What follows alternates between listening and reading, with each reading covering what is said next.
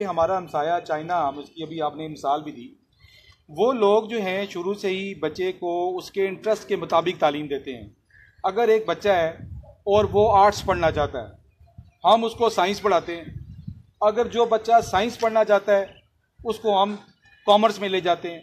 वो बच्चा जब एक लेवल पर जाता है, एफएससी तक जाता है और 4 साल किसी डिपार्टमेंट में लगाता है, किसी यूनिवर्सिटी में चला जाता है, वो उसके बाद उसको पता लगता है कि यार मैं तो बड़ा गलत कर रहा था, ये मैं तो सही तालीम नहीं पढ़ रहा था, मुझे तो स्कॉलर बनना चाहिए था।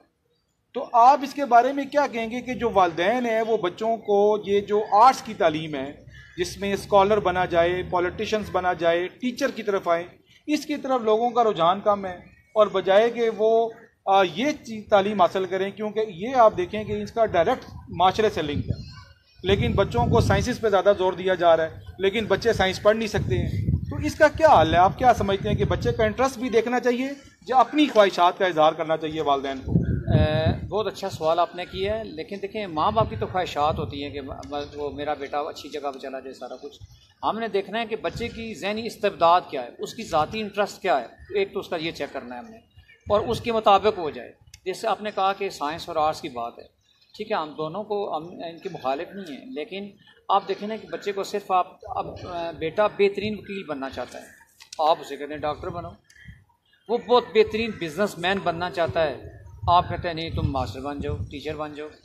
तो जब तक उसकी उसकी सलाहियतों को मद्देनज़र रखते हुए और उसकी ज़ाती दिलचस्पियों को, क्योंकि मैं समझता हूँ कि बच्चा जिसमें दिलचस्पी लेता है उसी फील्ड में वो ज़्यादा अच्छा काम कर लेता है। बिल्कुल ठीक है। मिसाल के तौर पर मैं बताता हूँ क्योंकि आप बहुत सारे काम है असल में देखा जाए ना फरहान साहब, तो उसमें ये है कि हम जो एजुकेशन दे रहे हैं हमारे आम मुल्क में, इंसानियत और बाकी चीज़ें कम हैं। तो हम चाहते हैं कि हमारा बच्चा पढ़ के कोई डिग्री ले ले, बस पैसे कमा ले, रोटी कमाने के लिए उसको वो चक्कर में डाल देते हैं, जबकि वो बहुत अच्छा रोल अदा कर सकता है। एक सिर्फ पढ़ना मकसद ये नहीं मैंने पढ़ लिया और बस मैंने डिग्री ले ली और मैंने एक जॉब कर ली, जो भी मेरी सैलरी है उसमें अपनी ज़िंदगी में आए खाए पिए और ज़िंदगी चले गए। तो ये कोई सिर्फ मकसद नहीं है। आपके एजुकेशन से माशरे को भी फ़ायदा हो, सोसाइटी में रहने वालों को भी फ़ायदा हो, आपकी सोच से, आपकी थिंकिंग से कि आपकी थिंकिंग क्या है। मिसाल देता हूँ, एक बहुत अच्छा वेल्डर भी आपके लिए बहुत अच्छा जो है वो सोच सकता है। अब उसकी मसलन वो देखिए आपको बहुत ज़बरदस्त किस्म में इंटीरियर डेकोरेशन बनाता है, वो वेल्ड करके बनाता है। फिर दूसरा जो आपके देखें डिफरेंट फील्ड्स हैं, आप बिज़नेस में चले जाएं, कपड़े का बिज़नेस करने वालों को देखें। फिर दूसरा जो है कॉस्मेटिक का बिज़नेस करने वालों को देखें। फिर ये जो आपके इस वक्त और तीसरे बंदे ने जो है वो दुकान डाल ली है इसकी कंप्यूटर एसेसरीज़ की। तो ये जब उसको मालूमात होंगी तब वो उसको सेल कर सकेगा। बिल्कुल सही कह रहे हैं।